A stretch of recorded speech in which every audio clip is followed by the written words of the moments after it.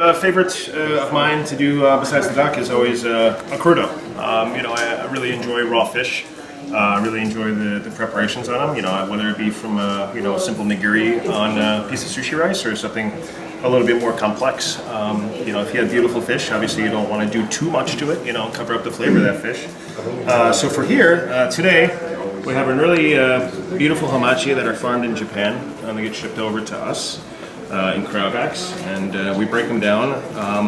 For me, I like to have the hamachi in a little thicker slice because it's so fatty, right? If you cut the hamachi too thin, it disintegrates in your tongue, so you should have something to chew with it. So that's why it's normally cut a little thicker than you would see with a piece of, like a piece of fluke, for example, that doesn't have a lot of fat, or a piece of top loin of tuna, not the fatty tuna. They usually cut that a little. They just add a little bit more fat to it in olive oil.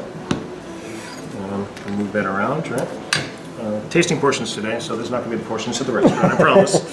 All right. A little bit of coarse sea salt. That goes onto the plate.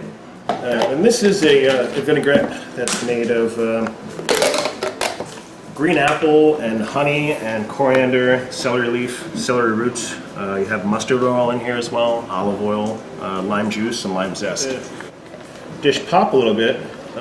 We take a very dark green oil made of basil and tarragon and chive, and then we mix that with basil seeds, which kind of add a little bit of texture to it, and are the same size basically of the apple, so it all kind of blends together, right? So you add that on top.